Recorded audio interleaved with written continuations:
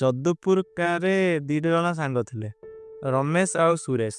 ଦି ଜଣ ପୁରା ଘନିଷ୍ଠ ସାଙ୍ଗ, ଛୋଟ ବେଳର ସାଙ୍ଗ।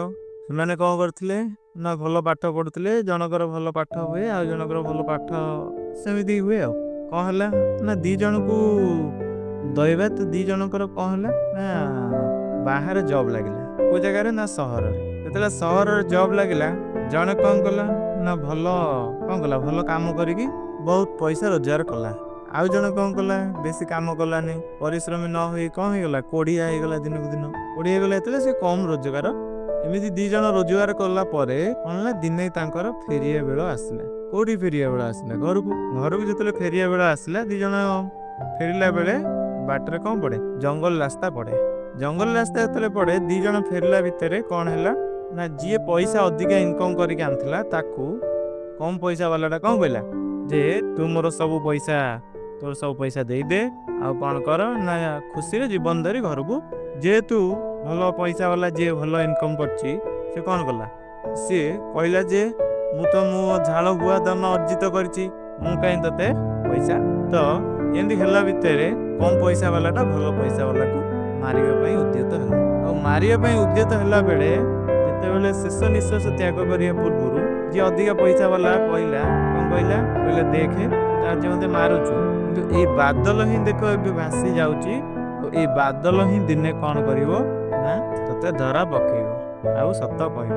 ତାହେଲେ ଏଇ କଥାରୁ ସେ କଣ ହେଲା ନା ଏଇ ଜିନିଷ ଯେତେବେଳେ ତାଙ୍କଠୁ ସେ ଛଡେଇ ନେଇଗଲା, ପଇସା ଯାହା ଆଣିଥିଲା ରୋଜଗାର କରିକି, ସେ କଣ କଲା, ଘରେ ଯାଇ ପହଞ୍ଚିଲା। ଘରେ ସମସ୍ତେ କଣ ହେଲା ନା ଘରେ ସମସ୍ତେ ପଚାରିଲେ କି ତୁ ଆସିଲୁ, ତୋ ସାଙ୍ଗରେ ତୋ ସାଙ୍ଗ ଯୋଉ ଯାଇଥିଲା ସେ କଣ ପାଇଁ ଆସିଲାନି? ତ ସିଏ କହିଲା କି ସେ ତାର କଣ କାମ ଥିବ, ଆଉ ସେ ଆସିନି, ଆଉ କିନ୍ତୁ କହି ନଥାଏ ଯେ ମୁଁ ତାକୁ ମାରି ଦେଇଛି ବୋଲି। ତ ଏମିତି କଣ ହେଲା ନା ଦି ଜଣଙ୍କର ଯେତେବେଳେ ସାଙ୍ଗ ଥିଲା, ଲୋକ ତ ଅଧିକା ପଚାରିବେ। ଏଇ ସମୟରେ ଖୋଲତାଡ ହେଲା ପରେ ପୋଲିସ ଆସି ଗାଁ ସାରା ଛାଉଣି କଲେ ଯେ କଣ ହେଇଛି କଣ ନାହିଁ। ପୋଲିସ ଷ୍ଟେସନରେ ବି ଦିଆଗଲା। ତ ଆ ଭିତରେ ତାର ଡେଡ ବଡି ମିଳିଲା, ମୃତଦେହ। ଯେତେବେଳେ ମୃତଦେହ ମିଳିଲା, ପୋଲିସର ଛାନବିନ ଆହୁରି ଜୋର ହେଲା। ତ କିଛି ଦିନ ପରେ ଏଇଭଳିଆ କେସ୍ ଦବିଗଲା। ଯେତେବେଳେ କେହି ଧରା ପଡିଲେନି, କଣ ଅଟୋମେଟିକାଲି କେସ୍ ଦବିଗଲା। ତ ଅଟୋମେଟିକାଲି କେସ୍ ଦବିଗଲା ପରେ କିଛି ଦିନ ପରେ ଏଇ କଥାଟା ଦିନେ ବାଦଲକୁ ଦେଖିକି ହସୁଥାଏ ଯେ ମାରିଥିଲା।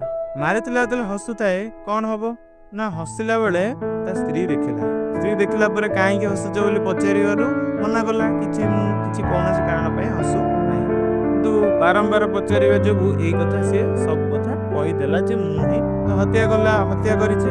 ତ ଜାଣି ଶୁଣି କହିଲା, ସେ ଜାଣିଲା, ଯେତେବେଳେ ସ୍ତ୍ରୀ ଜାଣିଲା, କହିଲା ଏଇ କଥା ତୁ କାହାକୁ କହିବୁ ନାହିଁ।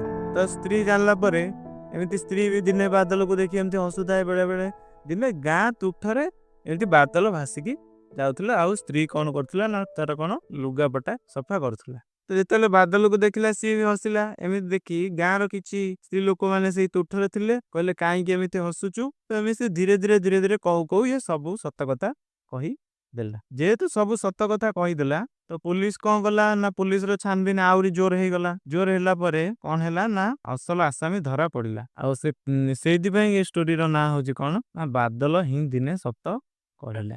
ବୁଝିଲା, ବାଦଲ ହିଁ ଦିନେ ସତ କହିଲା। ଆଉ କଣ, ଯାହା ତା ସାଙ୍ଗ କହିଥିଲା ତାକୁ ବାଦଲ ହିଁ ତତେ ଦିନେ ଲାଷ୍ଟକୁ ଧରା ପକେଇବ, ସେୟା ହିଁ ଲାଷ୍ଟକୁ ହେଲା, ବାଦଲ ହିଁ ଦିନେ ସତ କହିଲା। ବୁଝିଲା, ଏ ଷ୍ଟୋରି ହଉଛି ଏତିକି।